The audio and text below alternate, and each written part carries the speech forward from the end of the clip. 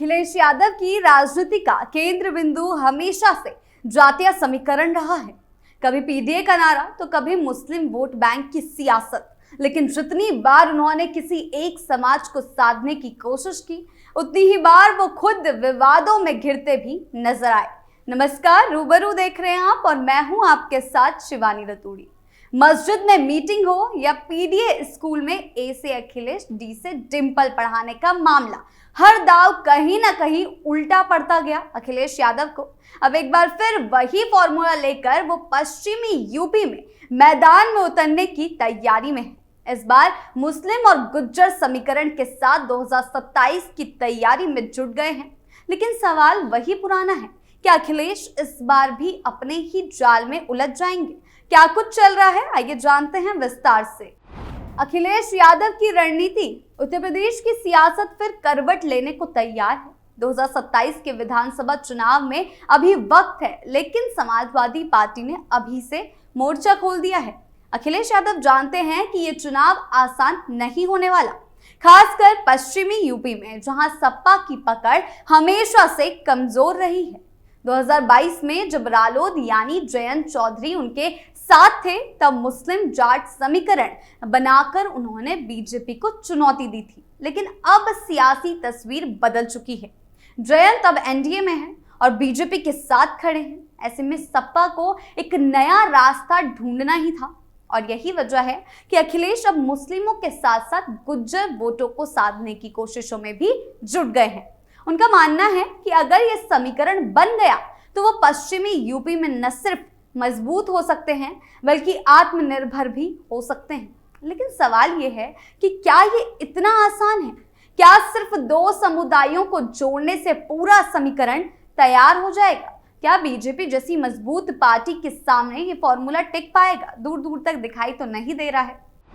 Vote bank साधने की कोशिश। दरअसल सपा की राजनीति हमेशा से ही जाति आधारित रही है।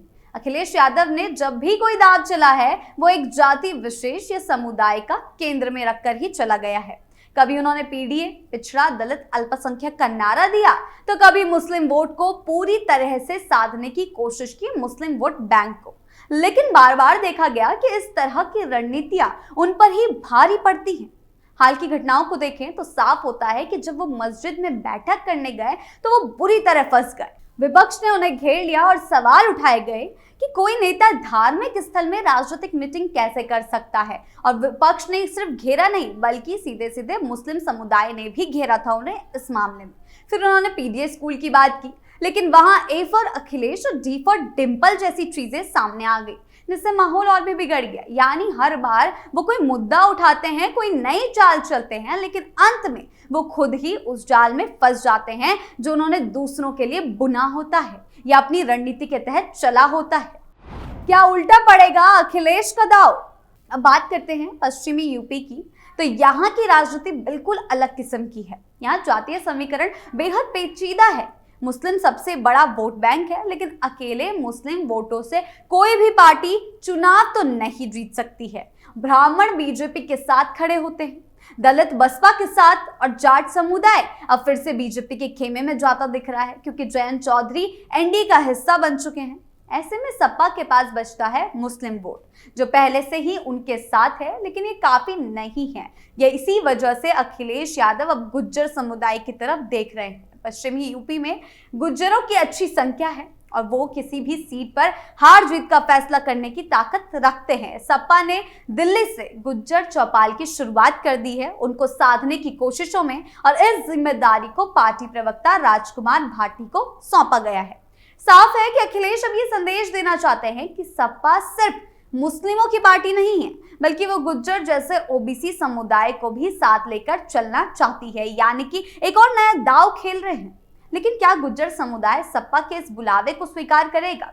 ये सवाल जरूरी है। ऐसे में सपा को सिर्फ चौपाल से तो काम नहीं चलेगा, उसे जमीनी स्तर पर काम करना होगा। गुज्जर नेताओं को अहमियत देनी होगी, लेकिन अहमियत देते देते कहीं मुस्लिम वोट बैंक खराब ना हो जाए। उन्हें टिकट देने होंगे और सबसे जरूरी बात, उनके मुद्दों को गंभीरता से उठाना होगा। अगर उन्हें लगेगा कि सपा वाकई उनके लिए कुछ कर सकती है, तभी वो साथ आएंगे, वरना नहीं। इसके अलावा एक और चुनौती है मुस्लिम और गुज्जर समुदायों के बीच कुछ क्षेत्रों में सांप्रदायिक तनाव का इतिहास रहा है। ऐसे में दोनों को एक साथ लाना आसान काम तो नहीं है। अखिलेश को बहुत ही संतुलित, समझदारी और ईमानदारी से ये समीकरण बैठाना होगा, लेकिन कहीं एक समुदाय के चक्कर में दूसरे को वो निराश ना कर दे। इसके अलावा एक और बड़ा सवाल है, क्या सिर्फ मुस्लिम और गुज्जर वोटों से चुनाव जीता जा सकता है? शायद नहीं, क्योंकि सीटें जीतने के लिए बहुजातीय समर्थन चाहिए होता है। सपा को जाट, दलित, ब्राह्मण, यादव, अन्य ओबीसी जातियों को भी जरूरत है उनको, लेकिन ब्राह्मण और दलित वोट अभी सपा से दूर हैं। ब्राह्मण बीजेपी के साथ मजबूती से जुड़ा हुआ है और दलित अभी या तो बसपा की तरफ देखता है या फिर बीजेपी में थोड़ी बहुत अपनी सुरक्षा देखता है। ऐसे में सपा को अपने सामाजिक गठजोड़ को और विस्तृत करना होगा। उसे सिर्फ दो समुदायों पर निर्भर नहीं रहना चाहिए, बल्कि उसे हर वर्ग के लिए कोई ठोस कदम दिखाना होगा, ठोस काम करना होगा, नारेबाजी से नहीं, काम से। इस बीच एक और पहलू अहम है, अखिलेश यादव की छवि और विश्वसनीयता। बार बार विवादों में फंस जाना, नीतियों को अधूरा छोड़ देना, खुद के बनाए एजेंडे में उलझ जाना उनकी सबसे बड़ी कमजोरी रही है। जनता अब सिर्फ वादों से नहीं बल्कि कार्यों से प्रभावित होती है।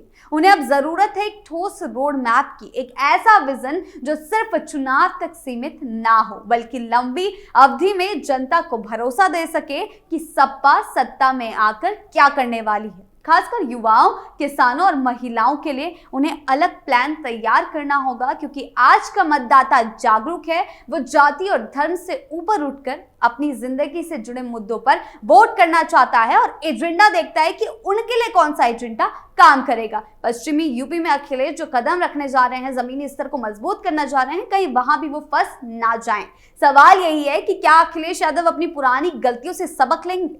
क्या वो मुस्लिम गुज्जर समीकरण को इतनी मजबूती से गढ़ पाएंगे कि वो बीजेपी के सामने बीजेपी जैसे मजबूत संगठन और मशीनरी का मुकाबला कर सके?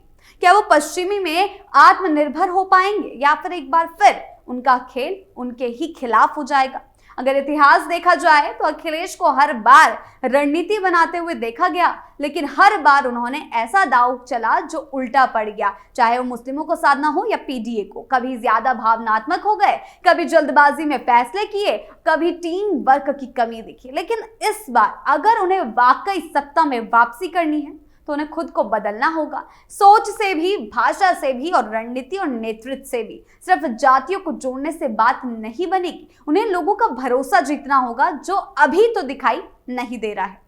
कुल मिलाकर मुस्लिम गुज्जर समीकरण एक संभावना है, एक मौका है, लेकिन सिर्फ इसी के सहारे 27 का चुनाव नहीं जीता जा सकता। ये अखिलेश को समझना होगा। सपा को रणनीति की जरूरत है, लंबी सोच की जरूरत है और सबसे बड़ी बात, ठोस काम करने की जरूरत है। वैसे भी बीजेपी के सामने खड़ी होती हुई, टिकती हुई नहीं दिखाई दे रही है। अगर वो ये कर पाए तो शायद 27 में कुछ बड़ा कर जाए, वरना एक बार फिर उनके अपने ही दाव उनके खिलाफ हथियार बन जाएंगे और अभी तक उनका कोई ठोस कदम, ठोस एजेंडा जनता के सामने दिखाई नहीं दे रहा है। ऊपर से एक बार फिर वो जाति और धर्म के आधार पर अपनी रणनीति को धार देने की कोशिश कर रहे हैं। देखना ये होगा क्या इस बार भी वो अपने ही जाल में फंस जाएंगे। अखिलेश यादव की नई रणनीति मुस्लिम और गुज्जर समुदाय को साथ लेने की कोशिश 2027 की सियासी लड़ाई में समाजवादी पार्टी की सबसे बड़ी राजनीतिक जंग होगी। एक ऐसा दाव है जो बहुत मुश्किल है कि कारगर हो जाए, लेकिन अगर ये भी पिछली रणनीतियों की तरह सिर्फ नारों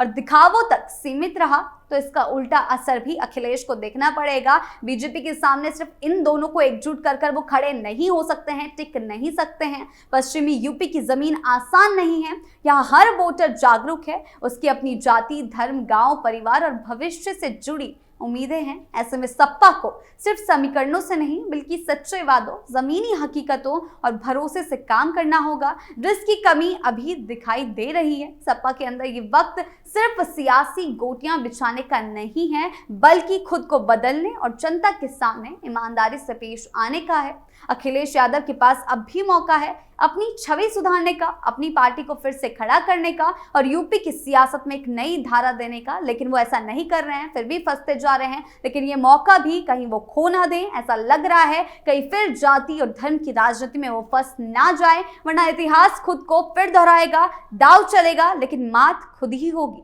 आपकी इस बारे में क्या राय है, हमें कमेंट सेक्शन में जरूर बताएं। नमस्कार।